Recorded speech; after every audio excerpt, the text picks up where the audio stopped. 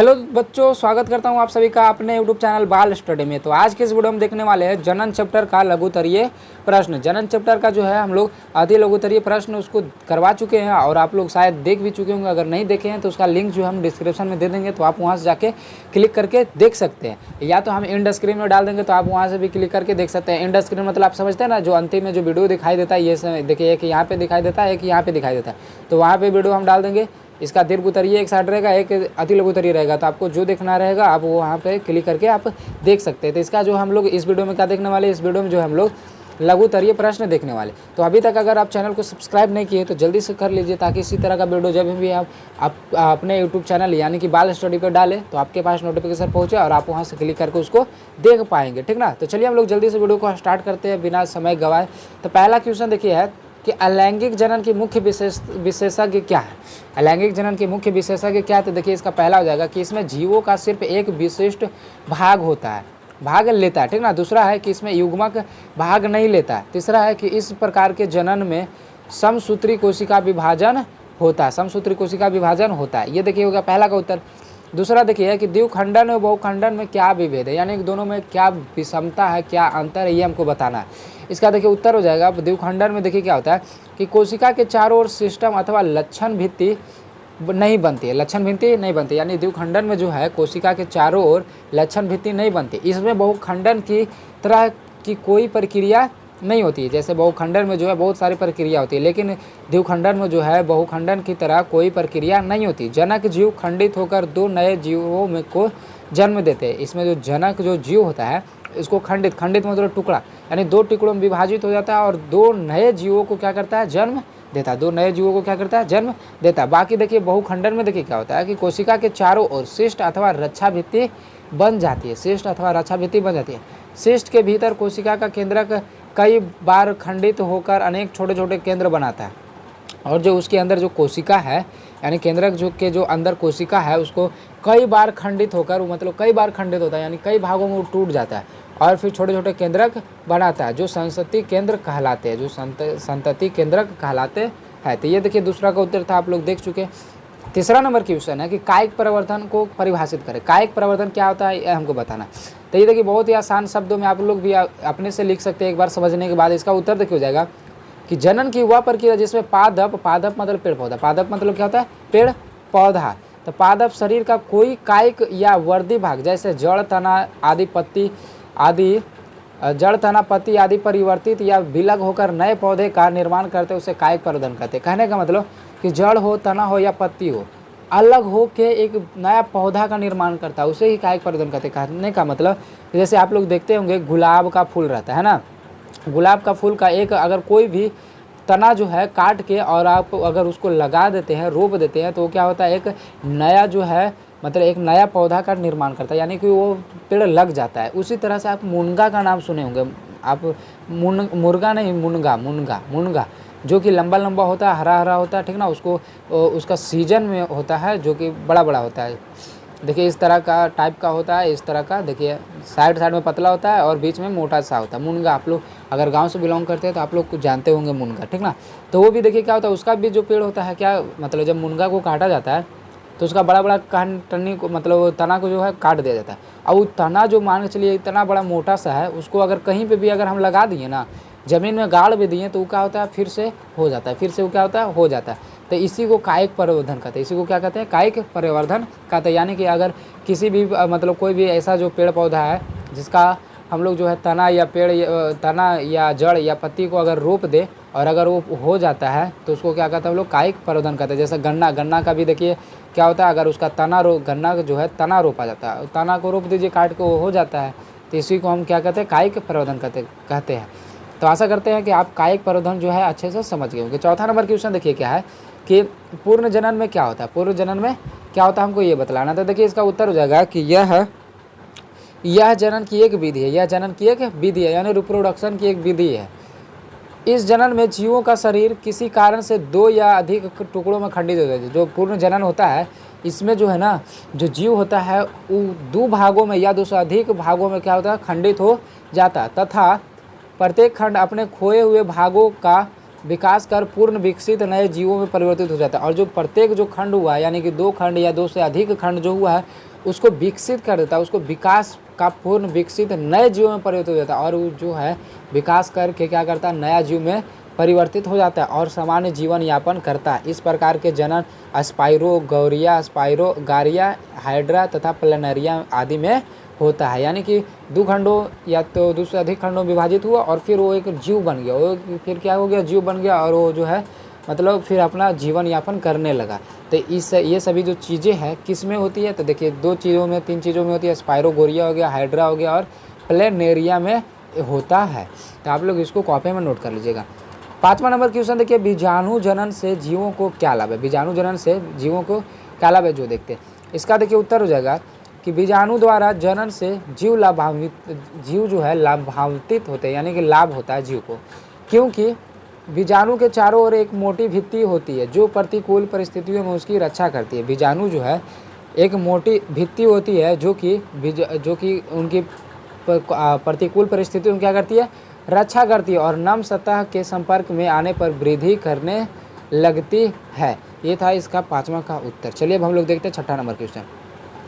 6ठा number question देखिए क्या है कि क्या जटिल संरचना वाले जीव पूर्ण जनन द्वारा नई संतति उत्पन्न कर सकता है। मतलब पूर्ण जनन के द्वारा, अभी हम लोग पूर्ण जनन में देखें ना, पूर्ण जनन में क्या होता है कि दो या दो से अधिक भागों में खंडित हो जाता है और वो जो खंडित हुआ जो भाग है वो फिर से एक जीव बन जाता है और वो जीवन यापन करने लगता है ना, तो उसी को ना ही हम लोग पूर्ण जनन कहते हैं। तो वही बोल रहा है यहाँ इसमें कि क्या जटिल संरचना वाले जीव जो है वो पूर्ण जनन द्वारा नई संतति उत्पन्न कर सकते हैं, यानी कि नया संतान उत्पन्न कर सकते हैं, हमको ये बतलाना है। तो चलिए इसको हम लोग उत्तर के माध्यम से इसको देखते हैं।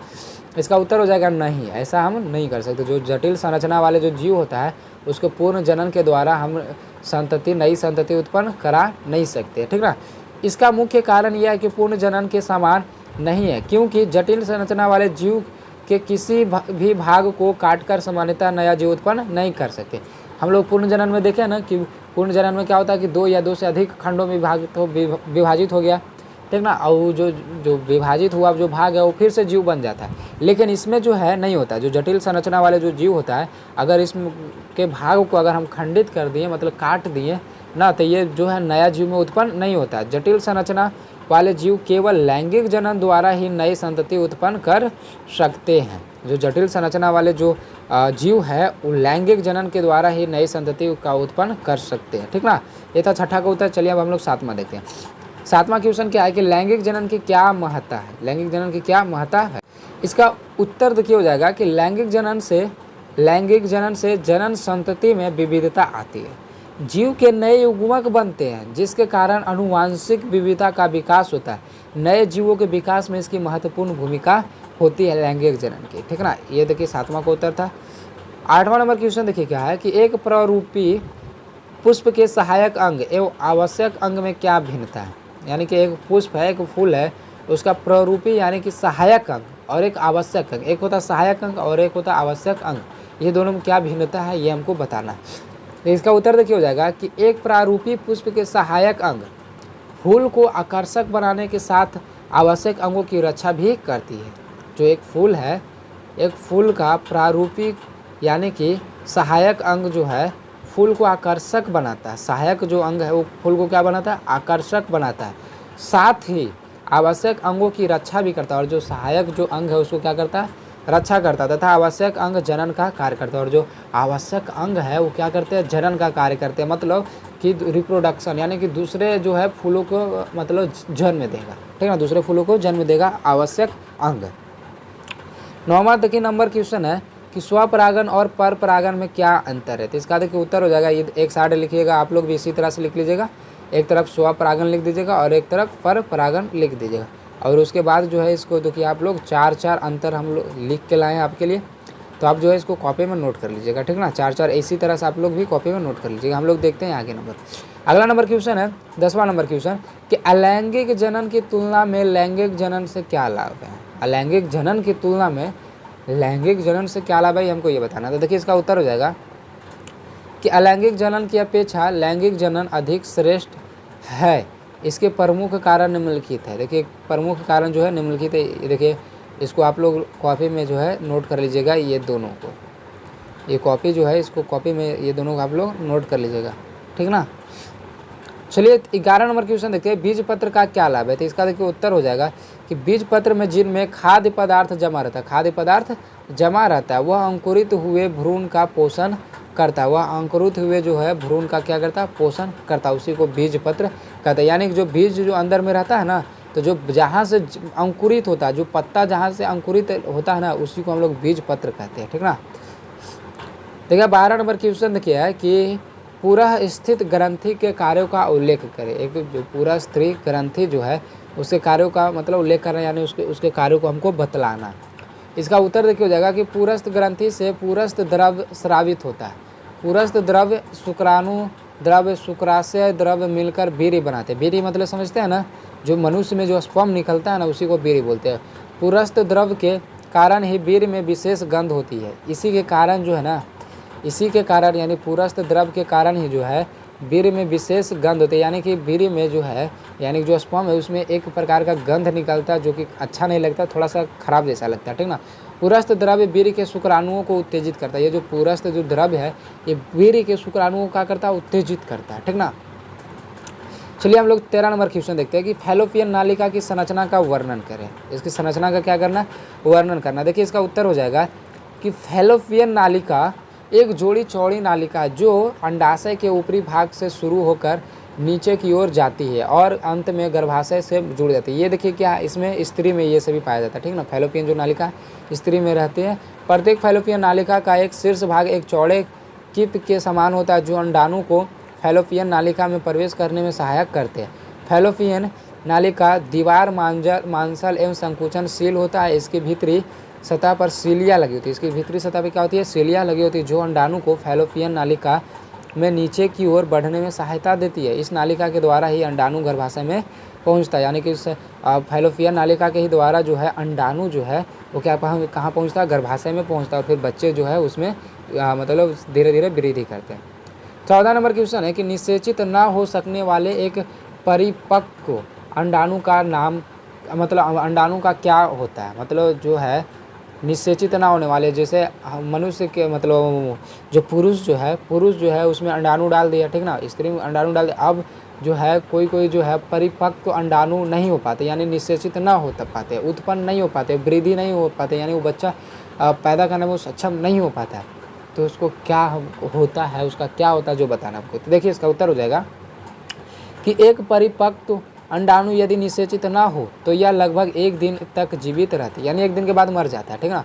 क्योंकि अंडाणु प्रत्येक माह एक अंड का मोचन करता है, अतः निषेचित अंडाणु की प्राप्ति हेतु गर्भाशय भी प्रति माह की तैयारी करता है। जो गर्भाशय जो है वो भी प्रति माह तैयारी करती है, अतः इसकी अंतभित्ति मांसल एवं स्पॉन्जी हो जाती है। अतः यह अंड के निषेचन होने की व्यवस्था में उसके पोषण के लिए आवश्यक है, परंतु निषेचन न होने की अवस्था में इस परत की भी आवश्यकता नहीं रहती है। अतः यह परत धीरे धीरे छूटकर योनि मार्ग से रुधिर एवं मैक्स के रूप में निष्कासित हो जाती है। जो योनि जो मार्ग है उससे क्या होती है, ये निष्कासित हो जाती है। इस चक्र में यानी कि जिसको हम लोग रज्जोधर्म बोलते हैं, मतलब पीरियड्स, आप नाम सुने ना पीरियड्स, वही जो होता है इसी के माध्यम से क्या होता है, यानी कि योनि से रुधिर एवं मैक्स के रूप में क्या होते हैं, निष्कासित हो जाते हैं, जिसको पीरियड हम लोग बोलते हैं, ठीक ना। इस चक्र में लगभग 1 मास का समय लगता है, यानी कि लगभग 28 दिन। 28 दिन में जो है 28 दिन में जो बालिका जो होती है उसमें जो है बालिका में क्या होता है, रज्जोधर्म होते रहता है। रज्जोधर्म कहने का मतलब 28 दिन में जो पीरियड्स जो आते रहता है उसी को हम लोग रज्जोधर्म बोलते हैं। तो वही देखिए लिखा हुआ है कि इस चक्र में लगभग 1 मास का समय लगता है तथा इसे ऋतुस्राव अथवा रज्जोधर्म कहते हैं, ठीक ना। इसकी अवधि लगभग 2 से 8 दिनों तक होती है। जो ये रज्जोधर्म जो होता है यानी कि पीरियड्स जो आया हुआ रहता है ये ज़्यादा से ज़्यादा 2 दिन से 8 दिन तक रहता है, उसके बाद ख़त्म हो जाता है। उसके बाद फिर जो है इसका मासिक चक्रण होता है 28 दिन का। 28 दिन के बाद जो है फिर ये आएगा, यानी प्रत्येक माह इसी तरह से है जो चलते रहता है प्रत्येक स्त्री, प्रत्येक मतलब बालिका में। चलिए 15 नंबर क्वेश्चन देखिए कि जनसंख्या नियंत्रण में रासायनिक विधियों का उपयोग किस प्रकार सहायक है, यानी जनसंख्या को नियंत्रित करना हमको, ठीक ना। इसमें रासायनिक विधियों का किस प्रकार हम सहायक मतलब किस प्रकार जो है उसका उपयोग हम कर सकते हैं। चलिए इसका उत्तर देखते हैं। इसका उत्तर हो जाएगा कि ऐसी विधियों में विभिन्न रसायनों से निर्मित गर्भ निर्धारण साधनों का उपयोग किया जाता है। जैसे रसायनों से निर्मित ऐसा क्रीम स्त्री की योनि में लगा दिया जाता है जो शुक्राणुओं को नष्ट कर देता है। यानी कि स्त्री का जो योनि होता है उसमें क्या ऐसा मतलब क्रीम को लगा दिया जाता है जिससे क्या होता है, शुक्राणुओं क्या करता है, नष्ट कर देता है। इससे निषेचित नहीं हो पाता, मतलब जो मनुष्य के मनुष्य नहीं, बार बार हम मनुष्य बोलते रहे, पुरुष के द्वारा जो उसमें जो शुक्राणु जो जाता है, ठीक ना, योनि में, उसको क्या करता है ना कि वो नष्ट कर देता है। क्रीम जो उसको क्या करता है, नष्ट कर देता है। कृत्रिम तरीके से विभिन्न रसायनों द्वारा एस्ट्रोजेन तथा प्रोस्ट्रो जैसे हार्मोन बनाए गए हैं जो गर्भ निरोधक गोलियों के रूप में उपलब्ध है। यानी कि एक गोली है, उसको खा लीजिए, बस शुक्राणु को अंदर जाने ही नहीं देगा, अगर गया भी तो उसको जान मार देगा, ठीक ना। स्त्रियां जब इनका सेवन करती है तब इनके सामान्य मासिक चक्र बाधित हो जाते हैं तथा अंडोत्सर्ग नहीं हो पाता। यह जनसंख्या नियंत्रण की अत्यंत सुरक्षित और प्रभावी विधि है, ठीक ना। ये था देखिए 15 का उत्तर, और इसमें 15 ही क्वेश्चन था, ठीक ना। तो 15 का क्वेश्चन जो है हम लोग इसमें आंसर इसका देख चुके हैं। तो आप लोग जो है इसको कॉपी में नोट कर लीजिएगा, कॉपी में एक वीडियो को रोकिएगा, जैसे इस तरह से मान चलिए वीडियो को रोक लिए और इसको लिख लीजिएगा, उसके बाद फिर वीडियो को आगे बढ़ाइएगा, फिर दूसरा लिखिएगा, फिर तीसरा लिखिएगा, इस तरह से। क्योंकि आप लोग के लिए देखिए इतना अच्छे लैंग्वेज में आप लोग के लिए लिख के लाएँ ताकि आप लोग खुद समझ जाइए, ठीक ना। तो वीडियो आप लोग को कैसा लगा आप लोग ये कमेंट करके ज़रूर बताइएगा, और चैनल पे अगर नए हैं तो चैनल को सब्सक्राइब नहीं किए तो चैनल को सब्सक्राइब कर लीजिएगा, ठीक है। तो मिलते हैं अगले वीडियो में, तब तक के लिए जय हिंद, जय भारत।